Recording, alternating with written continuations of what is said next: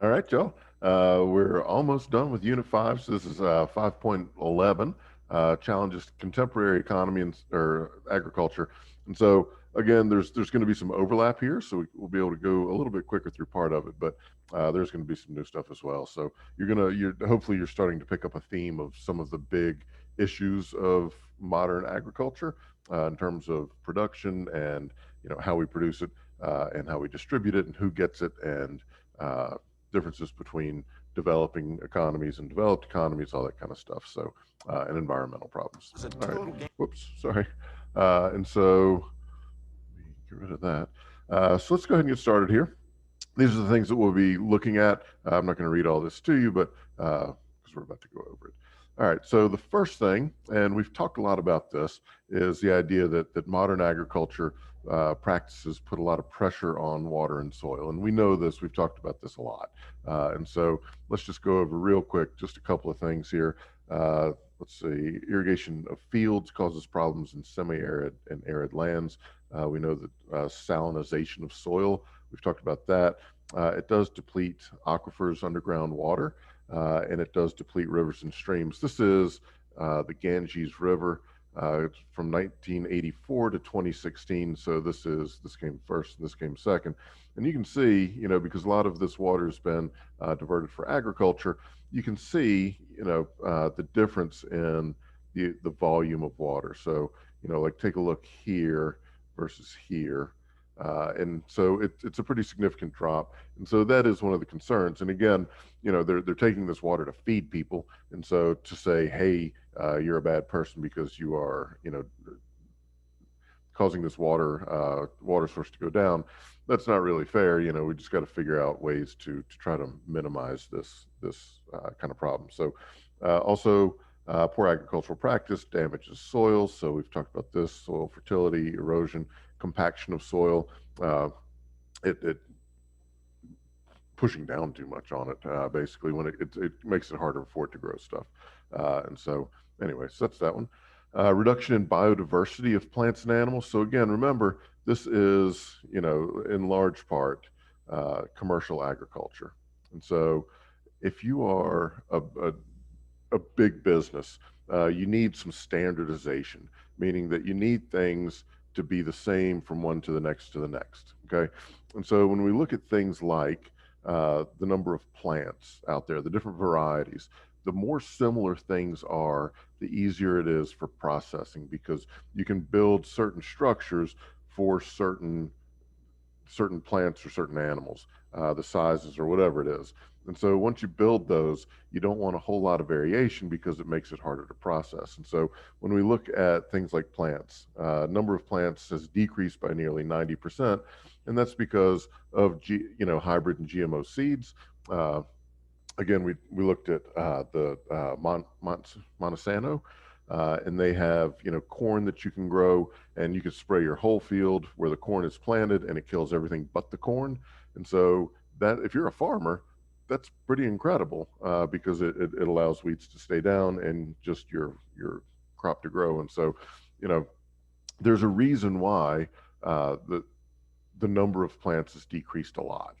All right, and you can see over here percentage of GMO acreage by crop. 94% of soybeans, 94% of cotton, sugar beets 95%. And so you get the idea that, this is advantageous for the farmer. And so once these companies develop the seed, the farmers all go to it because it works for them. And so you don't get the diversity that you might have without this stuff. Okay. And so also consumption patterns, we'll look at this in just a bit. Kind of consolidates the number of plants that we eat. And so the stuff that we like to buy, they'll keep producing, and the stuff that doesn't work, they'll stop. Also, number of domestic farm animal types has decreased by nearly 50%. And so this is kind of what I was referring to as well, referring to Southern coming out. And so, the similar sizes and weights of animals is desirable for factory production. Just put it like that. Diet preferences do change, and that has caused a change in the type of animals that we eat. And this is, I don't believe we've talked about this, the growth of aquaculture. This is like fish farming. We have these big areas where they just farm fish. And so the consumption patterns that we have tend to make it to where just a few different types of species are farmed more on a more regular basis. All right. So some of the agricultural, some of the environmental impacts of chemicals. So again, we've talked a lot about this. Chemical fertilizers pollute the water and soil. Algae blooms there, acidification of the water. Pesticides impact definitely drinking water. You know, you don't want pesticides leaking into your drinking water. That we can all kind of agree is not a good thing. Negative effect on wildlife and beneficial insects. So the bee population, that's been a concern. There's something called colony collapse, and they're starting to see a lot of honeybees uh, in the U.S. I'm not sure if this is global. It's a good question. I should have found out beforehand. But you know, we need bees to pollinate a lot of the plants that a lot of the foods that we like to eat. And so, you know, there's a concern that some of the chemicals that we're putting on plants is causing bee colonies to collapse. And if that keeps happening, then we've got a problem of how to pollinate all these agricultural products. And so uh, there's a lot of really good documentaries on bee colony collapse. So, you know, take a look. Pesticides creating toxic soil conditions, killing beneficial microorganisms, and so, you know, again, all the stuff that we're putting into the ground does have some negative effects. But again, we are feeding a whole lot of people. So this is, you know, an example of water pollution. This would be an example of soil pollution, and so. Yep. All right, government and NGOs and agribusinesses and farmers work to create sustainable agriculture. So NGO stands for non-governmental organizations. So these are groups that go into certain areas and they have, you know, a particular mission. Could be sustainable agriculture for a developing country, and so they're often funded by either private people or by governments. But so a non-governmental organization is, and we'll look at a couple in just a bit, but they go into different areas with you know, an agenda that they would have, whether it is to, you know, promote fair trade, promote uh, uh, better water use, stuff like that. Okay, so the goal, so we want to make sure we get a decent handle on this term, sustainable agriculture. And so this is what it is. The goal of sustainable agriculture is to meet society's present agricultural needs. So we want to be able to feed everybody, but we don't want to compromise the ability to feed people in the future. All right. So when you hear that term sustainable, that's what they're talking about. It's like, look, we need to figure out a way to make it work today without sacrificing it for people tomorrow. All right. And so that is a pretty good goal to have because you don't want the generations that come after us to have to try to clean up all of our mess. All right. So, one thing to always keep in the back of your head, and this is kind of leading into this next little portion here, is that agriculture is a market driven thing. You know, we've heard in different videos where, you know, the farmers say, look, we are producing what the consumers want. And so as long as we want certain things, they'll give them to us because there's a profit in it for them. All right. And so just take a look. This is an example of that thought. So plant-based meat market by region in billions of dollars. And so this is, you know, veggie burgers, all right? Different types, the new ones that have come out. What is Impossible Burger, stuff like that. But they've been around for a while. And so you can see the growth from year to year to year. And so as this goes up, as veggie burgers get more popular, will they produce more? Yeah, they will. They'll produce a lot more because it's in their best interest to. It's in their financial interest to, and they're in business to make a profit. And so as long as we are demanding certain products, they will be happy to supply them. And so, you know, if we look at agricultural practices that may not be great for the environment, the one big thing, so we can pass laws, and that can be kind of difficult in some cases, but the one thing that will definitely convince a company to change their practices is when people stop buying their product because of that practice that they're doing. You know, so if they're a big water polluter, if everybody said we're going to stop buying your product as long as you're doing this, they would definitely change. Okay, and so it is a market driven agricultural system. the government does have a role in there in subsidies and environmental laws and all that kind of stuff, but it is a market-driven thing. All right. So let's look at this one. So demand from consumers has led to agribusinesses to use more sustainable practices. And so again, this is us, saying here's what we want.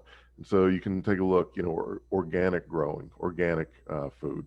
So the demand for organic is going up, the supply for organic is going up. And so this is a response to the demand. And so we would expect to see, as long as this keeps going up, we would expect to see that going up as well. Because when demand goes up, and those of you who've had econ, when the demand for this isn't complicated, when the demand for a product goes up, the prices go up. And as the prices go up, the producers get a whole lot more money. And if producers are making a whole lot of money, more people want to do that job. So if I see an organic farmer making, they're driving super nice cars, taking these great vacations, super big house, all that kind of stuff, all the signs of wealth, then other people might look and say, I think I'll become an organic farmer because they're doing pretty well. And so as that happens, the supply increases, which actually pulls the price back down. And so anyway, so again, it is a consumer driven thing. Fair trade certified, people are starting to demand that more. Sustainable palm oil. We know that palm oil has some environmental problems. And so, if the demand for products made with sustainable palm oil, practices that are sustainable for producing palm oil plants, if we demand this, then they'll change. All right. But it's more expensive. This is more expensive. These are more expensive. Sustainable coffee challenge, more sustainable coffee, it's more expensive. And so, that's the kicker, because we all want things to be better. We all want, the environment to be better, stuff like that. But are we all willing to pay for it at the grocery store? And, people's incomes are limited. And so it's not always, hey, I think I'll do the right thing today. It's like, I need to buy the cheaper product because that's the money that I have, and that's just life. All right. So government passes laws to protect the environment from air and water pollution. So, this is a great debate between Republicans and Democrats. How much regulation do you want on companies? Because generally speaking, the more regulations there are, the more expensive it is to produce something. And so, again, it's getting back to the dollar. All right, more regulations, generally more expensive, but cleaner. And so this is, looking at air pollution, declining national air pollutants averages. And so I don't particularly know what all these are. You could ask your Enviro teacher, but you can see, since the 90s, we've had a decrease in lots of air pollution, and that's government driven in large part. Governments write the laws. We have the Environmental Protection Agency, the EPA, if you've ever heard of them. They are the ones responsible for enforcing the environmental laws that we have. And this is a river, Cuyahoga, I believe that's how you spell it. This is the Cuyahoga River. I believe it's up in Ohio. So this is like the 1950s kind of thing.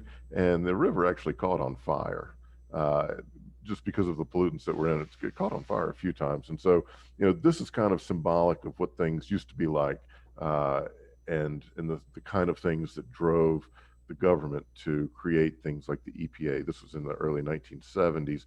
And this was, Republicans and Democrats both, supported this. Richard Nixon was the president when this came around. So, and he was a big Republican. So, there was a lot of agreement between the two parties. Today, not so much, but we want to avoid this kind of stuff, and so there was a lot of pollution. And so as countries develop, those environmental laws tend to get stricter because we can afford to do it, so. All right, next one, international agencies, environmental organizations wage campaigns to end destructive agricultural practices. And so this is the NGOs kind of thing. And so this would be an example of an NGO, the International Center for Tropical Agriculture. So this would be like an NGO. A consultative group. So they go and consult and say, here's some good environmental or agricultural practices.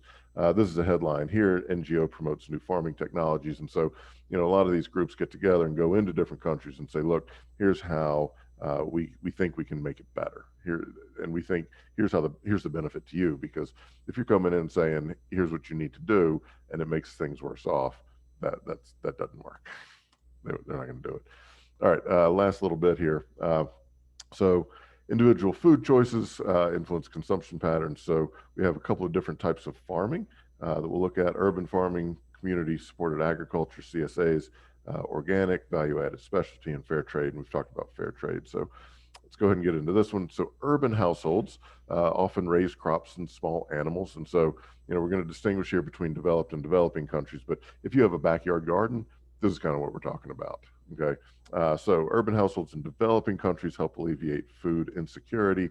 It does create more sustainable cities, which is a good thing. It does absorb excess labor. So if there are people that are unemployed, you can bring them in, and they can work in this in this urban garden. However, there is one downside here. Urban farms can be the source of health problems from dirty water. And so if they're using polluted water on their crops, that can be a negative thing. In developed countries like the US, urban farming is generally seen as a leisure activity. It's not, your backyard garden is not sustainable farming, or I'm sorry, is not, word's escaping me. It'll come back to me in just a second. You're not farming by necessity for the most part. So anyway, urban gardens in food insecure areas bring fresh food to poor residents. And so we see a lot of areas where poverty is a problem, starting to grow gardens to try to help alleviate that. And then, a lot of towns are responding because they're starting to change laws to say, look, you can grow this stuff, you can have chickens and all that kind of stuff. All right. And so, subsistence, that's what I meant up here. So leisure gardening is not subsistence farming. Okay. So community supported agriculture. So this is CSAs. All right, you might see that. And so this is just where, if there's a local farm, so let's say, here's a city and here's a farmer out here. So a CSA says, look, these people in the city, go tell this farmer, we want to be part of your farm in terms of buying the stuff. And so this farmer is going to grow a variety of crops, and they will have a basket that they pick and then deliver to the people. And so this works out really well because, these people it's called buying a share. All right. And so if you buy a share of a CSA, you give the money to the farmer, which is good because remember, agriculture can be tenuous in terms of money. And so you're giving money to the farmer ahead of time. So he or she has secured this income, which is beneficial for them. And then they can go and they distribute their products as they grow. And so whatever's ripe, whatever is in season, they will pick it and either deliver it to a central place and you come pick it up, or they deliver it to your door. But this is kind of a win-win all around because of a couple different things. It does reduce the food miles of the crops. And so meaning this is locally sourced. And so, you're not getting stuff grown way over here in another country. It's coming straight, from right outside the city. CSA producers often use organic and humane methods to raise plants and animals, and they do tend to make larger profits. And so this is kind of, and the people who are part of this, they get to eat fresh fruits and veggies that were grown generally in an organic way, which is desirable, in a perfect world. So, all right, organic farming movements create healthier lifestyles. So, organic farming has definitely taken off. There's more demand, as I showed you the graph earlier, more demand for organic farming, and so to be certified organic, you're not using chemicals. All right, and so think about the benefits to the land of not using the chemicals. They are generally healthier for the environment, so less air, soil, and water pollution because you don't have the runoff, you don't have the soil pollution itself, and so when the spraying that comes with a lot of agriculture, that doesn't happen. And so generally organic farming is much kinder to the planet. However, sometimes the yields aren't as high, and sometimes it is more expensive. And so that's again the trade-off that we have to do. Organic animals are raised without growth hormones or antibiotics, and so sometimes the meats might be safer. So if we think about the antibiotics part, that's one of the big concerns, that we feed antibiotics to animals at a pretty high rate just to keep them healthy. but antibiotic resistance is a concern. And so the fewer animals that are receiving antibiotics, it reduces the chance of antibiotic resistance. So, all right, fair trade movements. We've talked a lot about this. Producers in developing countries get better prices for their goods, typically treat their workers better, pay them more. Producers use more sustainable practices. And so, if you're buying fair trade and if it's fair trade certified, then, there are some benefits to that. But again, it is more expensive. All right, and here's some of the most sold fair trade products in the world: flowers and plants, bananas, cocoa beans, coffee beans, cane sugar, cotton, and tea. Tea kind of small down there. All right, shifts in diets often definitely plays a role in food production and consumption. So when they come out with different research saying, hey, eat more of this, don't eat more, eat less of this, that kind of thing. And just tastes do change over time. So, if we look at especially, this is for the U.S., so developed countries. So, if we look at things like, potato consumption, 1996, we kind of saw the high, and then the low carb craze hit. Potatoes weren't great for you, and so we've seen a decline there. Meat consumption per person. So if you look at beef, so we kind of got a high there. And so generally, beef consumption has been coming down in the U.S. Chicken consumption or demand has been going up, and pork has stayed relatively steady. We saw this little uptick in turkey, and then cheeses. We are eating more cheese, so we're eating less beef, but we are eating more cheese. And so those changing patterns in consumption, for whatever reason, health-wise, trend-wise, the Food Network might do some new thing. Whatever the reason is, the producers will respond. All right, just leave it at that. All right, so we do know there are a whole lot of people in this world, coming up on 8 billion people. And so to feed that many people is definitely a challenge. And so this is just a quick look at the global state of food security. And so where are the places where food is more scarce or less scarce? And so obviously this is best performance here. So not a lot of countries are fitting that one. Then we have good performance, a lot there, moderate, and then need improvement. And so, living in different parts of the world, access to food can be a challenge. All right, living in the U.S., access to food can be a challenge. And so we'll talk about that. So some of the major causes of food insecurity. So food deserts, we've talked about that a bit. I'm going to give you some more on that. Problems with food distribution systems. And so, if you can't get the food to the market, doesn't matter how much you grow.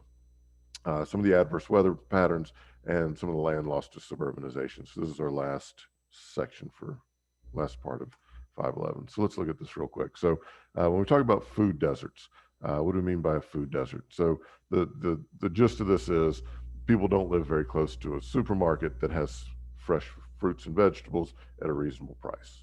All right. And so let's take a look at how geographers do this. So they would map access to a resource like a grocery store, supermarket, and then where people live. All right. So you can say, look, here's the grocery store, and the majority of people live, 3 miles away. And so you might be thinking 3 miles not that bad. What if they don't have cars? And public transportation doesn't exist for them. So then we're talking about a significant problem. All right. They can map where stores are located versus socioeconomic, demographic information. So they can look at income, race, and age. So, if this is our store, what are the characteristics of the people here? All right.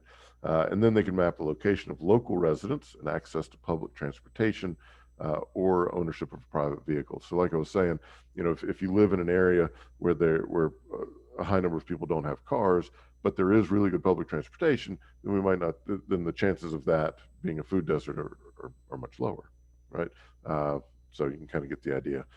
People who live in food deserts have limited options to buy food. So convenience stores. This goes back to the video we watched. Convenience stores sometimes have fresh fruit or veggies, very, very rarely, but if they do, it's often highly priced and might not be that great. But the fast food restaurants do sell cheap stuff. All right. And the cheap stuff is often not great for you. And finally, people who live in food deserts have higher rates of obesity, diabetes, and so uh, definitely health concerns. All right. And you can kind of take a look at this chart. I won't read it all to you, but so let's look at some data real quick. So this is regarding food deserts. So this is showing low income households more than a mile from a grocery store. And you can kind of see, this is a percentage of households. The darker, the worse. So these would be, food deserts, possibly. Health indicators. So this is where obesity is a problem. And you're going to see some correlations here. Car-free households more than 1 mile from a grocery store, and so this is where people start to run into problems, especially if there is no public transportation. And here's another health statistic. So these health statistics generally go map pretty well with that. This is a map of the U.S., the food deserts in the U.S., and this is Tucson here. And so, this is how the U.S. government would define it. And so these would be the areas where food deserts exist within Tucson. All right, so some of the causes, I'm not going to read all these to you, just in your notes, I want you to take a couple of them down. But again, there's different economic reasons: social, transportation, demographic, political. So, well, just go ahead and pause this and take a look at it, because I don't want to, I've gone over some of these, but I don't want to just read every word. So, and so some of the impacts, I do want to hit this one a little bit more. So some of the impacts, obviously, more of an unbalanced diet, which leads to malnutrition or undernutrition. And that can affect people in a lot of different ways. All right. So obesity, diabetes, cardiovascular, hypertension, cancer, it may hinder social mobility, meaning your ability to economically improve your well-being. Desire for unhealthful foods can be difficult to overcome. If you think about, the snack food and stuff, there are a whole lot of scientists that make that really, really, really tasty for us. And so, some people will develop, an addiction to it, or it just makes it too easy. It's cheap, and the science is such that they know exactly what they're doing when they make a Dorito crunch like it does. It's an impressive science. So they're messing with us, put it that way. Some of the foods in those areas may not be culturally appropriate. It may impact educational attainment. If you are hungry, that makes it tough to learn. A positive impact could be residents working together. So if there is a food desert, they may form community gardens, community supported agriculture, the CSA stuff. People in food deserts do pay a lot more for food, because it's often at stores that, it's not big supermarkets, but it's at smaller convenience stores. Cost of food for people in poverty is a lot. Convenience of dollar stores. So the dollar stores has gone up a bunch. There's a whole lot more dollar stores than there were 20 years ago. And so they have a higher availability of cheap and processed food, and not as much in the healthy stuff. All right. And then maybe there could be an economic benefit, more food delivery services. Alrighty. Let's see, distribution problems. So if you can't get your food to the market, it will spoil, and that's the problem. Okay. Oftentimes in developed countries, this isn't as big of a deal.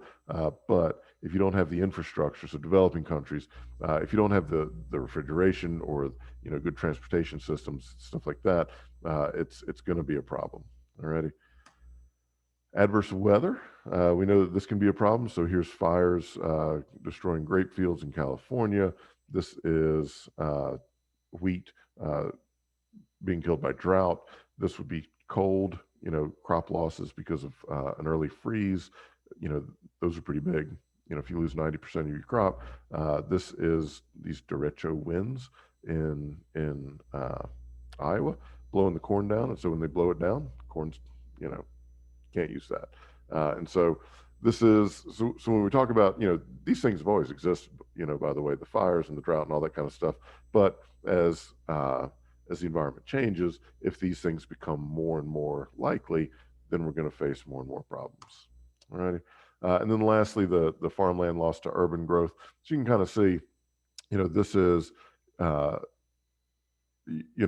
suburb moving out into, and here's the farmland. And so is it easy to think, hey, within a few years, this farmer's going to sell their land and then more houses will be there. And so as that happens, as that spread happens, we start to see more of this land around the cities lost, more of the farmland lost. All right, and you can see here, this is a encroaching uh, urbanization, and down here as well. This is in Asia, and so as this city grows, they start to lose this farmland. All right, so urbanization in Africa and Asia will result in large decreases. Africa could lose up to 26% of its wheat crop by 2030, 9% of the rice crop in Asia. And so, the spreading out of people is definitely causing a loss of land. All right, that's it. Sorry for this one was a little bit long, but anyway, y'all have a great day.